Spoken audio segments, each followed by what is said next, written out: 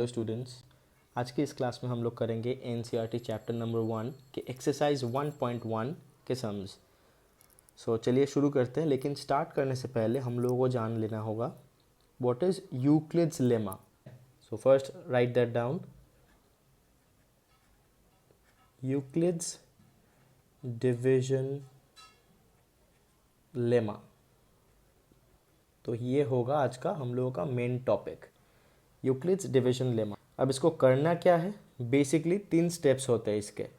सो पहला स्टेप 1 में हम लोग क्या करेंगे, स्टेप 1 में हम लोगों को करना है कि सपोज 2 फिगर्स है ए एंड बी। चलो ले लेते हैं ए एंड बी। मैं रफली समझा रहा हूँ, बाद में सम करते दौरान हम लोग डिटेल्स में जानेंगे। So let a and b be any two numbers, so we can find q and r such that we can find q and r which are two other variables. So पहला step में हम लोगों को क्या करना है, हम लोगों को a equals to b q plus r ऐसा कुछ फिगर लेना है, which has to be, which can be basically either 0 or greater than equal to r, जो कि ये वाला r है, it can be greater than equal to this r, or it can be also lesser than b. ठीक है, ये हो गया पहला step.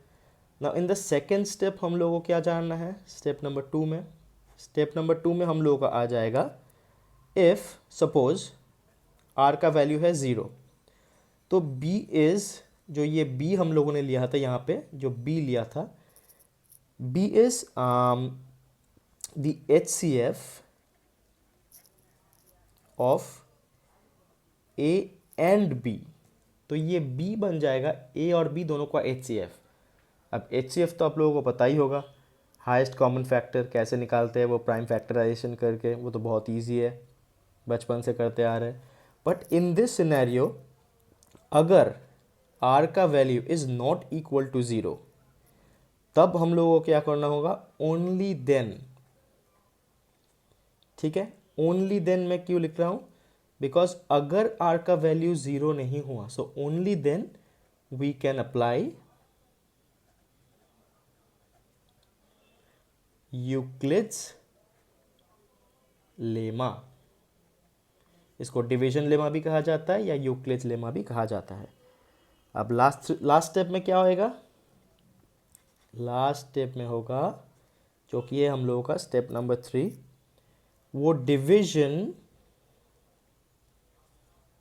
Shall be continued until the remainder is 0। ओ नहीं है, 0 है। सो यही है पूरा यूक्लिड्स डिवीजन लेमा। सो पहले हम लोगों को a और b दो वेरिएबल्स लेना है, ताकि हम लोगों को q और r दो अलग वेरिएबल्स मिल सके। Now, इसमें a का जो वैल्यू होगा that will be b into q plus r, that will be equals to a। अब इस a का वैल्यू क्या हो सकता है, this a can either be 0, this a can either be greater than 0, और this one can even be greater than that, जो कि हो जाएगा b। सो a और b के बीच में आता है 0, sorry r, I am sorry, a और b के बीच में आता है r। नाउ सेकेंड स्टेप में क्या हो गया, इफ r इक्वल्स टू 0, अगर r का वैल्यू बाई एनी चांस यहाँ पे 0 हो गया, सो b इज द HCF, क्योंकि अगर किसी के भी साथ 0 ऐड करोगे तो वैल्यू तो यही आना है। सो इसका HCF b बन जाएगा। किसका बनेगा, a और b का, a और b का HCF b बन जाएगा। और अगर r 0 नहीं निकला तो हम लोगों को ये डिवीजन कंटिन्यू करना होगा जब तक कि हम लोगों का रिमाइंडर 0 नहीं आ जाता है। ठीक है, so let's dive straight into the first sum. For first sum में क्या बोला है, let's change the pages, let's go to the next page. तो बच्चों पहला सवाल इन exercise 1.1, that is use Euclid's division lemma to find the HCF of 135 and 225। तो एग्जैक्टली द वे तुम लोगों को समझाया उसी तरीके से करना है। सो पहला स्टेप क्या होना चाहिए उस हिसाब से। Now let's start the solution. So what would be the solution out here? So in this case हम लोगों को पता है कि 135 is lesser than 225। Natural numbers है, छोटे बड़े होंगे ही, जाहिर सी बात है। सो यहाँ पे क्या करना होगा? 10 we need to apply Euclid's lemma.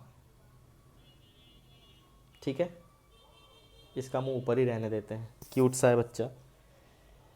Now in the first case पहले 225 को डिवाइड करेंगे 135 से, तो क्या होएगा? कितना टाइम्स जाता है? 135 इंटू 1 इज़ 135। रिमाइंडर कितना रह जाएगा? That is 90। So as r, this is the r not equals to 0, so we need to continue the division। ठीक है, सो नेक्स्ट स्टेप में किसको डिवाइड करेंगे? नेक्स्ट स्टेप में आएगा फिर से 135, जो कि यहाँ पे मेन नंबर था। सो 135 which was the divisor out here, इस 135 को डिवाइड करेंगे किससे? रिमाइंडर से। सो रिमाइंडर कितना रह गया था? 90। सो 90 कितना टाइम्स जाता है? एक ही बार जाएगा। अब इसके साथ बच कितना जाएगा रिमाइंडर? That is 45। सो 90 into 1 90 plus 45 equals to 130। Again r is not equal to 0, so we further need to continue। फिर से कंटिन्यू करना पड़ेगा इसको। फिर से कंटिन्यू करेंगे तो अब किस नंबर को लेंगे यहाँ पे? Now in this case the divisor is 90, so 90 equal to कितना से डिवाइड करना होगा? रिमाइंडर जो बच गया था विच वॉज 45। सो 45 के टेबल में 90 आता है? ऑब्वियसली आता है, 2 से। 45 इंटू 2 इक्वल्स टू 90। रिमाइंडर कितना बच गया? 0। सो फाइनली स्टेटमेंट क्या लिखेंगे? As the remainder equals to 0, we can state that 45 जो कि ये वाला नंबर है is the HCF of कितने का? Both 135 and 225। ठीक है, नो डाउट्स। सो मिलते हैं नेक्स्ट सम के लिए in the next video. Till then pause कर लो, समझ लो, कोई भी मुश्किल हो तो कमेंट में बताओ, मैं फिर से समझा दूंगा। So and please do like and subscribe to this channel for further maths videos on your NCERT class 10 maths.